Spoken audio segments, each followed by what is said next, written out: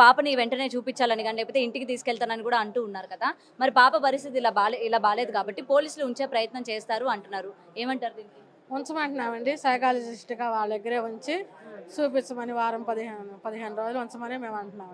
Okay. ఉంచమని అడుగుతున్నారు. ఉంచమని అడుగుతున్నాం. ఓకే. సో ఈలోపు మీరు ఏమైనా పోలీసులకి ఏమైనా అడిగారా? పాపను ఒక్కసారి చూపించండి, ఒకసారి మాట్లాడే ప్రయత్నం ఇంకా చేస్తారా? వెళ్ళలేదండి.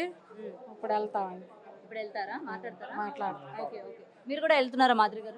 వెళ్తున్నామండి. ఎందుకంటే ఒక ఒక కూతురు దూరమై బాధల్లో ఉన్నారు. వాళ్ళకి ఒక ధైర్యం కావాలి. ఏ ఆడపిల్లకైనా అన్యాయం జరిగితే మేమున్నామని చాలా మంది రావాలి. నేను ఒక ట్రాన్స్జెండర్ కమ్యూనిటీగా నేను ముందొచ్చాను. వీళ్ళకి ఒక ధైర్యాన్ని అయితే ఇస్తున్నా. ఏం కాదు, మీ బిడ్డ మీ దగ్గరికి వస్తుంది. ఆ తల్లిదండ్రులు ఏడుస్తుంటే నాకే బాధ అనిపిస్తుంది. మళ్ళీ శ్రీనివాస్ గారికి ఇంత కూడా బాధ కలగట్లేదా? సరే పుట్టకతోనే ట్రాన్స్ అతను అంటే అది కూడా కాదు, పుట్టకతోనే అఘోర అంటే అది కూడా కాదు, పుట్టకతో ఏమైనా ఉన్నాయంటే అది కాదు. మధ్యలో చేంజ్ చేసుకొని మధ్యలో ఏదో ఒక కథ అల్లుకొని జనాలు మాయమాటలు చేసి అమ్మాయిలు ఒళ్ళు వేసుకుని పోయి ఇలాంటి తల్లిదండ్రులను బాధ పెట్టేది నువ్వు. నీకేమన్నా న్యాయం ఉందా, ధర్మం ఉందా? ఈ రోజు మొత్తం కూడా చట్టం దాని పని తను చేసుకొని పోతుంది అని చెప్పి ఒక వర్డ్ చెప్పడం జరిగింది శ్రీనివాస్. అవును, కరెక్టే. ఆ రోజు తల లేపేస్తా, మొండం లేపేస్తా, చిగను కూడా కదిలించలేరు అన్నావు. మరి ఈరోజు ఎందుకు నీ గొంతు తడబడుతుంది, దబ్దా అని తడబడుతుంది?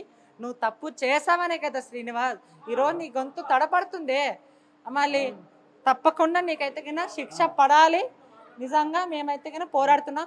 First of all big TV వాళ్ళకి థ్యాంక్ యూ సో మచ్. అలాగే ఆర్టీవీ వాళ్ళకి చాలా మంది ఉన్నారు మీడియా మిత్రులు, వాళ్ళకందరూ ప్రత్యేకంగా కృతజ్ఞతలు. వాళ్ళకి రాకుంటే మా పోరాటం ముందు పోయేది కాదు. పోలీస్ వాళ్ళకి అలాగే కామెంట్స్ పెట్టే జనాలకి ఇంకా చాలా మందికి థ్యాంక్ యూ సో మచ్ మా. థ్యాంక్ యూ అండి. మాట మాట్లాడు. మా పాపని పోలీసు వారి దగ్గర నుంచి కౌన్సిలింగ్ ఇవ్వాలని మేము కోరుకుంటున్నామండి. ఈ పోరాటాన్ని అన్నింటిని ముందు నుంచి నడిపించిన శివరుద్ర స్వామి గారికి, మాధురి గారికి, పోలీస్ డిపార్ట్మెంట్ వారికి అందరికీ మా హృదయపూర్వక ధన్యవాదాలు. మీ అమ్మాయి కూడా క్షేమంగా మీ దగ్గరికి రావాలి అండ్ మీ దగ్గర ఉండాలి అని కూడా మనస్ఫూర్తిగా కోరుకుంటున్నామమ్మా. చాలా థ్యాంక్స్ అమ్మ.